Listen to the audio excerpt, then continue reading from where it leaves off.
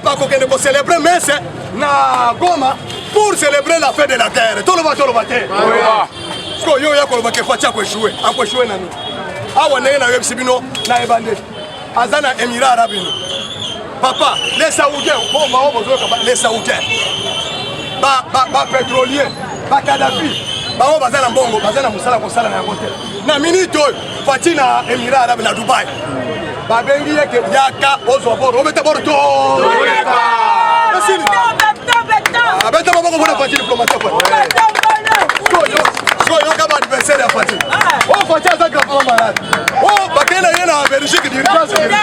Oh Mathieu avion médical. Alobi ke bokome ça. Bokome ça. Bakomi kotuna mbongo bakojere yango ndenge nini? Bokome sana. Bokome sana. Mbongo ekotambola na maboko. Mbongo eza na kati ya ba société. Ekoya na biloko ya musala. Bato bakosala musala salaire na bango bakozwango na banque. Ayebe! Moyen caméra aïba mongo les sous ya 100 jours ekozana. 100 jours esi epesi biso maye. Moyen to kwa les sous na libulu wana ezali. Ah, il va viva! Viva!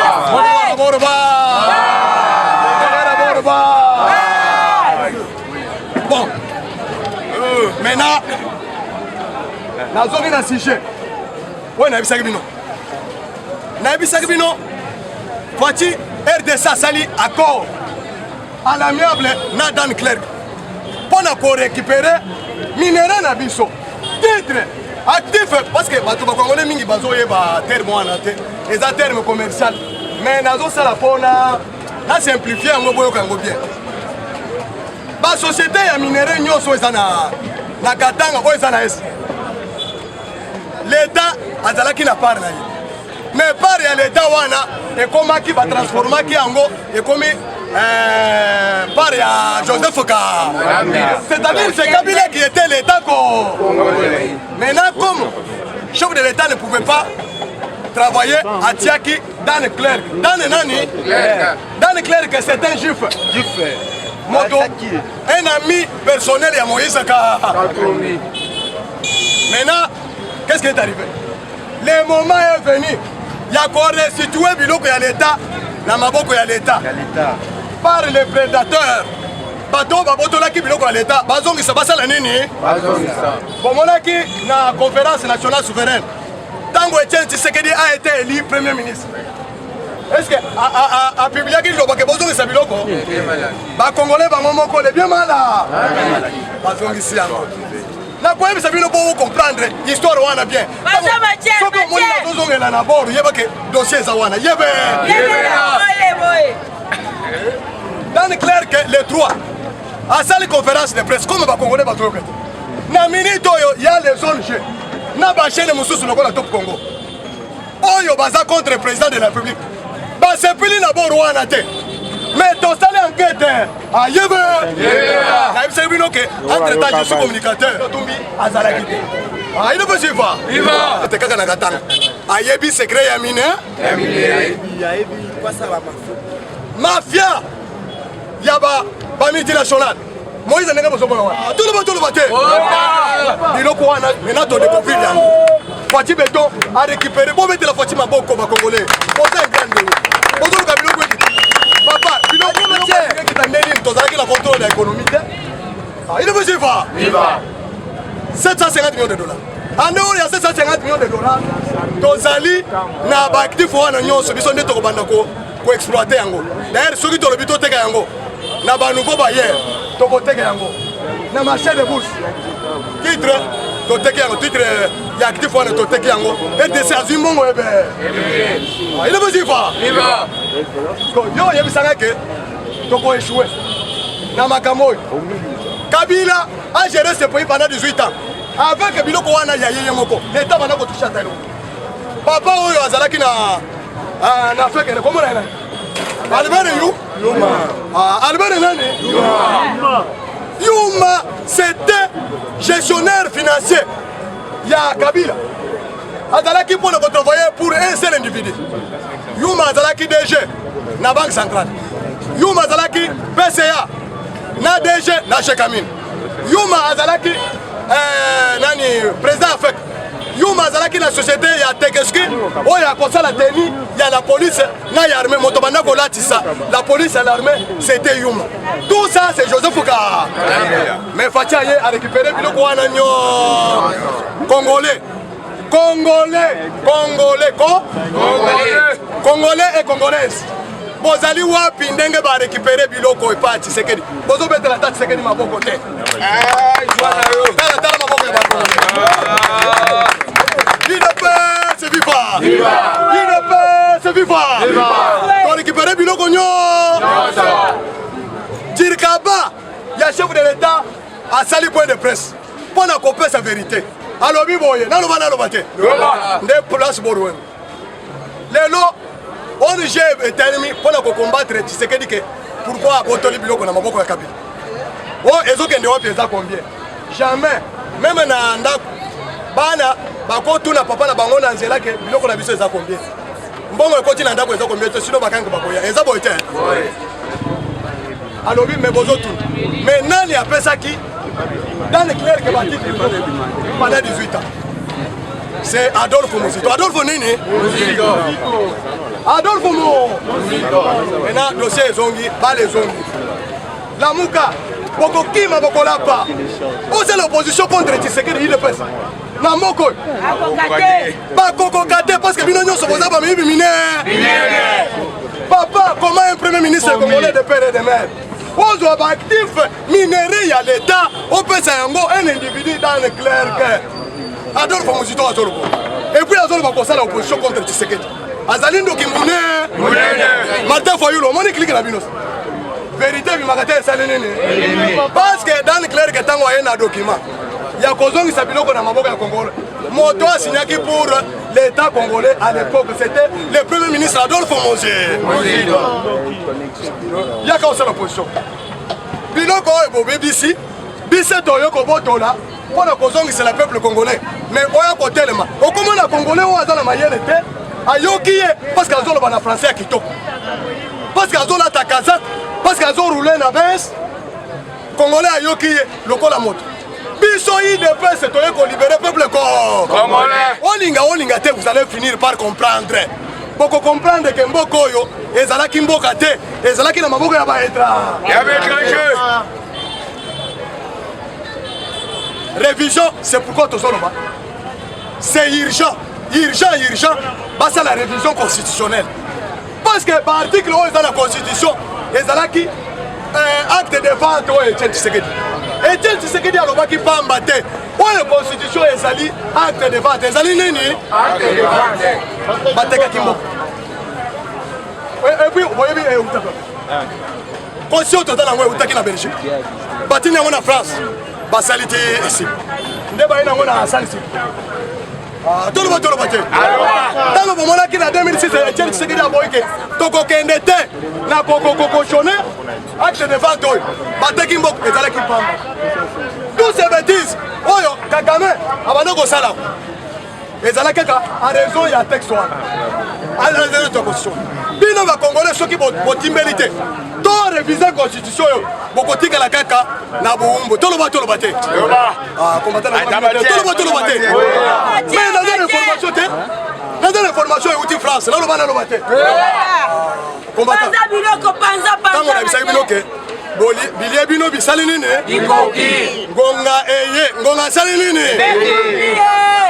Bokomona. Ko alati. Panza mache. Et pas ya Fati, biloko ya sikre kota ka lisusu. Bache barrière. Protocole ba yebise. Ba servante ba yebise bango ke soki na table ya Fati sikre koti ozali manger, ozali mo? Ozali ba biloko kaka ya nani? Pilipili na babalo bagani. Te pilipili ya bashino wana. Oyo olie miso ye rouge. Na Congo bulu. Boko. Omona ki lokola mwana mukete. Boy a échappé la coup d'état à Congo miso. Akaina Kasai a eu force. Les autres ça na fait. Na retour ba mususu bakole na munoko ya nini? Ya mboka. Soki na yebisa bino. Botala mina bango bazala réseaux sociaux. Maintenant Olive Lemba akomi ko sala kaka émission na akomi communicateur ya Kabila. Oh, na lingina za la communicateur ya Fachi Beto tolobio. Okomesa. Depuis quand moi si akala, ya président ya akala. Akomi ko lakisa, soki azoloba alakisi la chambre. Alakisi na salon, tout le monde a négocié photo ya Fachi. Okomesa. Oh, Kabila lobio, je veux soutenir la candidature ya Fachi en 2023. Est-ce que tu as la réponse? Tu l'as dit. Tout le monde l'a dit. Mais la vérité moi, naloba.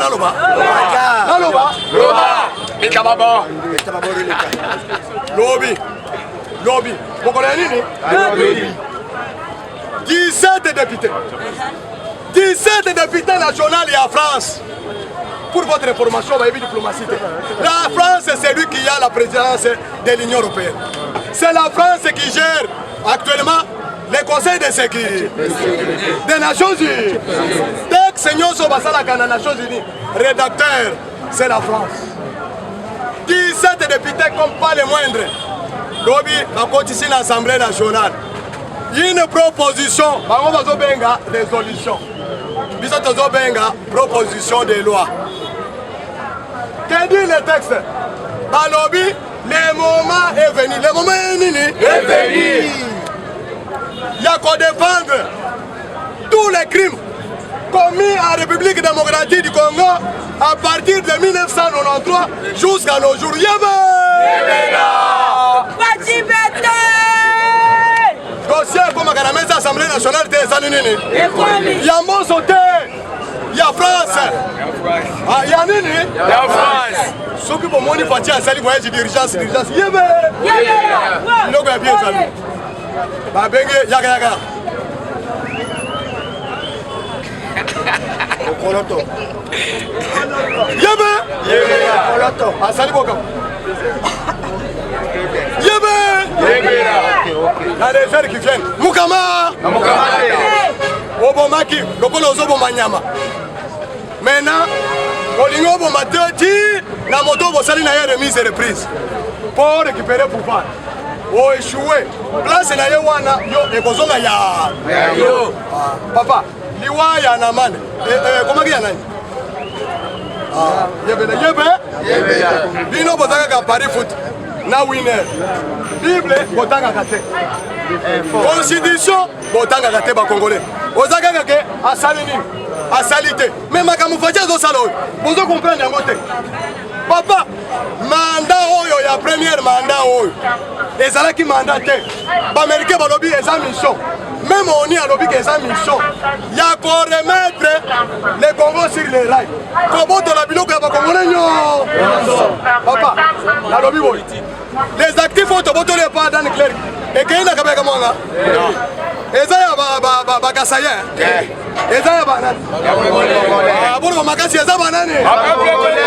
Congolais de Péréde. Maintenant, au retour, motozo sala musala wana boko peseni. Boko peseni ta eloko te. Ndeba mindele ba lobby. Comme c'était une mission pour l'intérêt général. Dans baloyo, moyen autrichien ezate. Mécanisme ezali. Pose au passeport.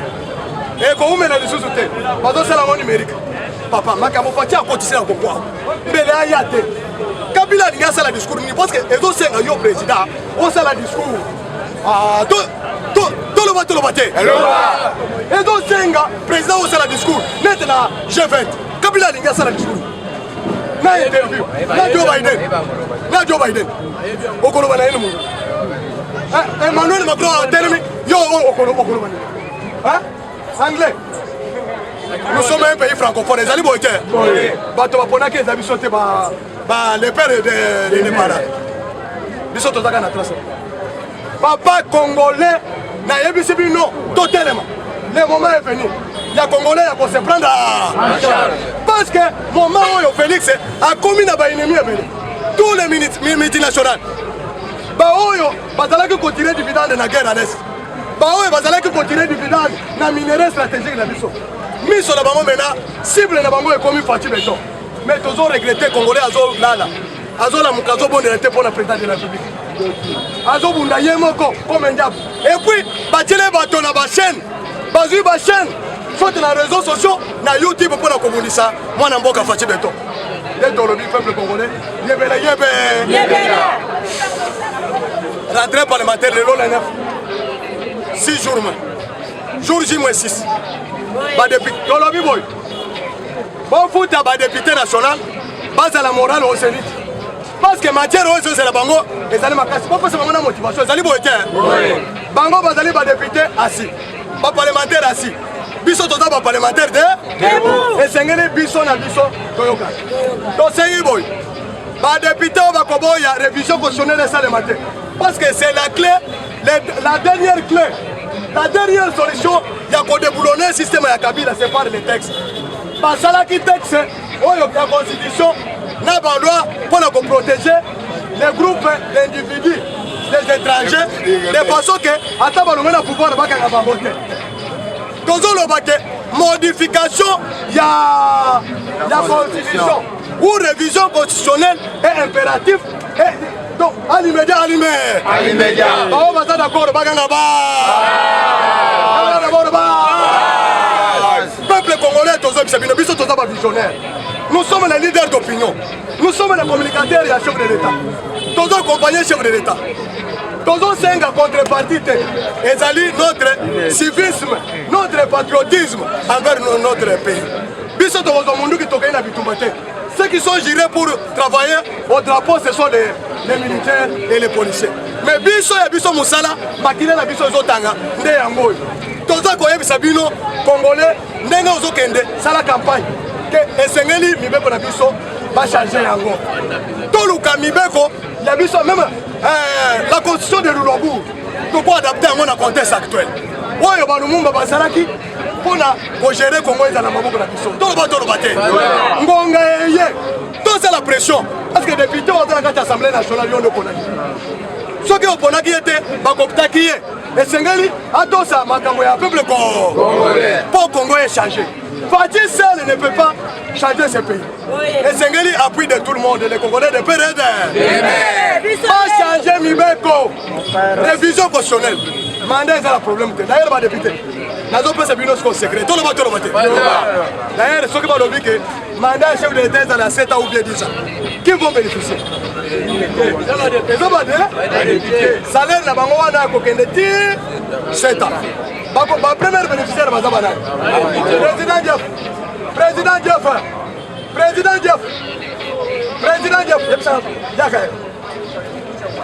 Il de PS FIFA. Il de PS FIFA. Mon cher comptable. Mais un militaire ne peut pas trouver son ami avec l'arme en train de combattre avec les adversaires. À tel moment, il y avait un bloc en pétrole. Et Zalim Adolphe Tolobi, qui est chef de l'État, Azalina, Émirats Arabes Unis, pour le Kozouambongo. Il y a un projet à 145 territoires. Oui, il y a ça nini. Tolobi, ils sont souké. Constitution d'Abisso, et c'est qu'il va réviser pour que le peuple congolais a récupéré dignité. Tolobi, ils sont souké. Président Fati a zobundaye moko contre l'ennemi. Bango va soutenir qui conférence à Genève. Ne bango va zobundisa ye parce qu'il a récupéré titre minier na maboko ya baetra. Ba multinational va s'organiser dans les zones G. Congo est à vendre et consort. Pour la Kobondissa, récupération, il y a minéré na biso. Dès tolobi que l'ennemi des Congolais, c'est Congolais lui-même. Ça dit boité. Va récupérer, va boumi la société Kabila Nyoso. Ouais, ils ont là qui na économie na maboko na yango. Pour la colia, il y a peuple congolais. C'est-à-dire boye que pion de rechange les alliés. Tout le bateau le bateau. Tolobi nous sous que il y a 17 députés nationaux en France. Ouais, va déposer des résolutions pour pas qu'un Congo batonyo so Congolais Congolais de père et de mère. Depuis 1993 jusqu'à nos jours, c'est-à-dire un rapport ma fille, un rapport ma Kabila Yebe, Neto Yebisibino, que ceux qui ont moni Olive Lemba, commis communicateur, a commis parlementaire debout. Il y a Zoloba, chambre polele, salon polele, na photo ya Fati Beto, Tolobi que Ogome ça. Ceux qui ont moni Kabila, a commis comme ça la campagne, on a commis la Fati campagne 2023, Yebe, Tolobi nous sont souqués. Ba ministre non c'est Moïse Katumbi ba ya ko Fati te basali nini Lutundu la lobike le ministre de la défense ministre y a affaires étrangères ministre de la justice ministre intérieur c'est le domaine de collaboration, il y a chef de l'État. Ce que mon moto dans le ministère Azali mon parti politique, pour la rélo à bout. Impartial, documenté, instructif, Eshima au cœur de l'info. Retrouvez la nouvelle édition. À la une, Eustache Mouandi booste l'entrepreneuriat congolais, levier incontournable pour favoriser l'émergence de la classe moyenne en RDC. En 8 mois de gestion de son secteur l'année dernière, ce warrior du gouvernement Samalou Kondé a mené plusieurs actions. Retour sur les grandes lignes de sa politique. Le ministre se sert aussi d'une sorte de boussole, le Programme national de développement de l'entrepreneuriat en RDC Pronadec, qui se repose sur le schéma de 3C, l'accès au crédit, l'accès à la capitalisation ou à la formation et l'accès au contrat ou marché. Plus de 100 petites et moyennes entreprises congolaises de Kinshasa ont obtenu en août 2021 un financement comme appui du gouvernement dans l'accompagnement de leurs activités. Par le biais de son organe technique ANADEC, matérialiser le programme d'implantation des incubateurs et start-up qui constitue un des axes importants pour favoriser la création des PME et pour doter les jeunes des compétences entrepreneuriales à partir des centres d'apprentissage. Afin d'avoir une nouvelle classe moyenne et des millionnaires congolais, le directeur général ad intérim de l'OCC, Gabi Loubila, a réuni 537 pionniers de l'OCC afin de les honorer pour les services rendus à cet office à l'occasion des 48 ans d'existence de cet établissement. Pour l'année 2022, l'IGF a renforcé sa patrouille financière dans 8 secteurs des finances publiques pour l'implémentation de la bonne gouvernance. Bonieme Ekofo Lucien s'est employé à entreprendre sans relâche plusieurs actions susceptibles durant l'année 2021 afin de perpétuer le leadership de la SONAS dans le cercle des assureurs en RDC. Retrouvez l'intégralité du magazine Eshima dans les kiosques. Eshima Magazine, un nouveau standard d'information.